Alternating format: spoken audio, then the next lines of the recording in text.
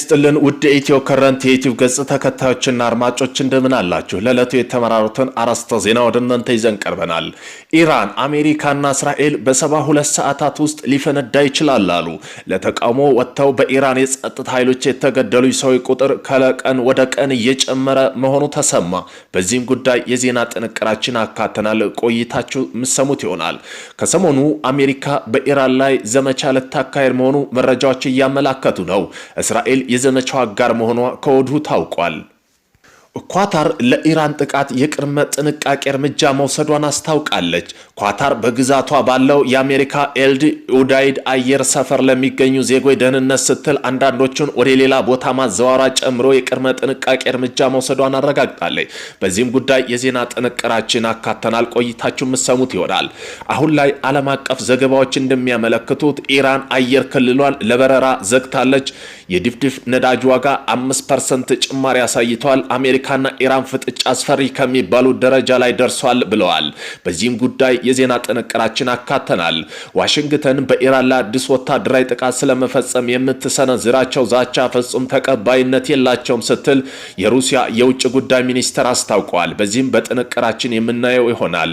የኢራን ጉዳይ ኢራን የተጫረው እሳት አልጠፋም አለ። በኢራን ውጥረት የሟች ቁጥር ከዕለት ወደ ቀን በጣም እየጨመረ ነው ተብሏል። በዚህም ጉዳይ ቁጥሮችን አሃዛዊ መረጃን በጥንቅር የምናቀርብላችሁ ይሆናል። እነዚህን የመሳሰሉ አርዕስተ ዜና ወደ እናንተ ይዘን ቀርበናል። ቤተሰብ ለመሆን ላይክ፣ ሸር፣ ሰብስክራይብ ማድረግዎን እንዳይረሱ። መካከለኛው ምስራቅ አዲስ እሳት ሊለኮስ የቀረበ ይመስላል። ይህም የሆነው በአሜሪካና በቴህራን ነው። በዚህም ዓለም አቀፋዊ ሚዲያ ምን ያመለክታል የሚለውንም የዜና ትንታኔ የምናካትታቸው ይሆናል። ከሰሞኑ አሜሪካ በኢራን ዘመቻ ልታካሄድ መሆኑን መረጃዎች እያመላከቱ ነው። እስራኤል የዘመቻው አጋር መሆኗ ከወዲሁ ታውቋል። ሩሲያ ቁልፍ ዲፕሎማቶቿን ዜጎቿን በአስቸኳይ በሚባል በሶስት ልዩ በረራ ከእስራኤል አስወጥታለች። ቀጠናው አሜሪካ በመካከለኛው ምስራቅ የሚገኙ ወታደራዊ ሰፈሮች የድጋፍ ሰጪ ተልዕኮ የነበረ ዜጎች ኢራቅ ጨምሮ ከተለያዩ ሀገራት ማስወጣት መጀመሯን መረጃዎች ያመለክታሉ። ተንታኞች የነገሮቹን ድምር ውጤት አሜሪካና ኢራን መካከል አይቀሬ ጦርነት ሊጀመር የመጨረሻው ምዕራፍ መቃረቡን ያመለክታል ሲሉ እየተናገሩ ነው። ኢራን፣ አሜሪካ፣ እስራኤል በ72 ሰዓታት ውስጥ ጦርነት ሊፈነዳ ይችላል እያሉ ነው። ለተቃውሞ ወጥተው በኢራን የጸጥታ ኃይሎች የተገደሉ የሰው ቁጥርም ከዕለት ወለት እየጨመረ ነው። አሜሪካ ለጥቃት ተዘጋጅታለች። ኢራንን በምላሹ በተጠንቀቅ ቆማለች። ነገሩ ከሯል። ለሳምንት ያናወጠው ህዝባዊ አመጽ ወደ ከፍተኛ ደም መፋሰስ መሻገሩን ተከትሎ በህይወት የተለዩ ዜጎች ቁጥር ብዙ ናቸው። ይህ ሀዝ በኢራን ዘመናዊ ታሪክ ውስጥ ታይቶ የማይታወቅ እልቂት እየተመዘገበ የሚሆን የሚያሳይ ሲሆን ቁጥሩ ከዚህም ሊበልጥ እንደሚችል ስጋቶች አሉ። አሜሪካ አረብ ሀገራት የጦር ሰፈሮች ላይ የሚገኙ ወታደሮች እያስወጣች ትገኛለች።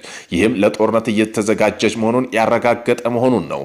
አሜሪካ ኢራን ጥቃት ተጋላጭ የሆኑት የአረብ ሀገራት ጦር ሰፈሮች ባዶ እያደረገች ትገኛለች።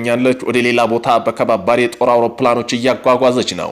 አሜሪካ ኤምባሲ በሳውዲ አረቢያ የሚገኙ አሜሪካ ከፍተኛ ጥንቃቄ እንዲያደርጉ አዟል። አሜሪካ ከሳውዲ አረቢያ ግዙፍ የጦር ሰፈሮች ያሏት ሲሆን አሜሪካ ጦር ከሳውዲ ተነስቶ በኢራን ላይ ጥቃት ሊፈጽም ይችላል እና ኢራን ባጸፋው በሳውዲ የሚገኙ የአሜሪካ ጦር ኢላማ ትደበድባለች ተብሎ ተፈርቷል። እናም አሜሪካ በሳውዲ የሚገኙ ዜጎች ከፍተኛ ጥንቃቄ እንዲያደርጉ ከወዲሁ አሳስባለች። ኢራን ጦር በከፍተኛ ተጠንቀቅ ላይ ይገኛል። የኢራን ሚሳኤሎች ለጥንቃቄ የተዘጋጀ ሲሆን አየር ኃይሏን ለማጥቃትም በመከላከል እንዲዘጋጅ ትዕዛዝ ተሰጥቷል። የኢራን እስላማዊ አብዮታዊ ዘብ IRGC የኢራን መከላከያ ሰራዊትም የጦር ፊሽካ እንዲጠባበቅ ትዕዛዝ ሰጥቷል። በእስራኤል አየር መከላከያ በየከተማው እየተተከለ ነው። ኢየሩሳሌም፣ ሃይፋ፣ ቴል አቪቭ እና ቤርሻባ፣ ዌስት ባንክ በአጠቃላይ ከኢራን ሚሳኤሎች ይላኩብኛል ያለችውን ጸረ ሚሳኤሎች እየተከለች ለጦርነት እየተዘጋጀች ነው። የጀርመኑ ሉንታዝ አየር መንገድም ጨምሮ የተለያዩ አየር መንገዶች ወደ እስራኤል የሚያደርጉትን በረራ እያቋረጡ ይገኛሉ። ኳታርም ለኢራን ጥቃት ቅድመ ጥንቃቄ እርምጃ መውሰዷን አስታውቃለች። ኳታር በግዛቱ ባለው የአሜሪካ አልሁዳይድ አየር ሰፈር ላይ የሚገኙ ዜጎች ደህንነት ስትል አንዳንዶችን ወደ ሌላ ቦታ ማዘዋወራን ጨምሮ የቅድመ ጥንቃቄ እርምጃ መውሰዷን አረጋግጣለች። የኳታር ዓለም አቀፍ የመገናኛ ብዙሃን ማዕከል እንዳለው የተወሰደው እርምጃ መንግስት ዜጎቹን ነዋሪዎች ቁልፍ ወታደራዊ ተቋማት ደህንነት ለመጠበቅ ከሚወስዳቸው እርምጃ መካከል አንዱ ለውጦች የሚኖሩ ከሆነ በይፋ መንገዶች በኩል እንደሚገልጽም አመላክተዋል።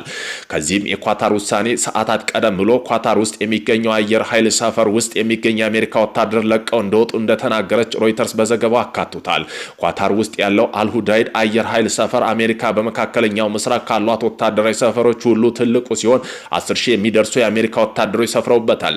ባለፈው ዓመት ሰኔ እስራኤልና አሜሪካ በኢራን ላይ ጥቃት መፈጸማቸውን ተከትሎ ኢራን የጦር ሰፈሯ ኢላማ እያደረገች ሚሳኤል ጥቃት መፈጸሟ ይታወሳል። አሁን አሜሪካ እየዘተች እንዳለው ከሆነ በኢራን ጥቃት ከፈጸመ በዚህ በኢራን ቅርብ የሆነው የአሜሪካ አየር ኃይል ጦር ሰፈር ያጸፋ እርምጃ ልትወስድ ትችላለች ተብሎ መሰጋቱ ተገልጿል።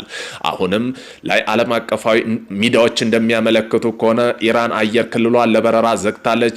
የነዳጅ ድፍድፍ ዘይት 5% ጭማሪ አሳይቷል። በአሜሪካና ኢራን ፍጥጫ አስፈሪ ከሚባል ደረጃ ላይ ደርሷል። ሳውዲ አረቢያ አሜሪካ በኢራን ለምትፈጽመው ጥቃት አየር ክልሏን ሆነ ግዛቷ እንደማትፈቅድ ለኢራን አሳውቃለች። አሜሪካና እስራኤል ኢራን ለማጥቃት እየተዘጋጁ ባለበት በዚህ ወቅት ሳውዲ ይህን ማረጋገጫ ለኢራን ሰጥታለች።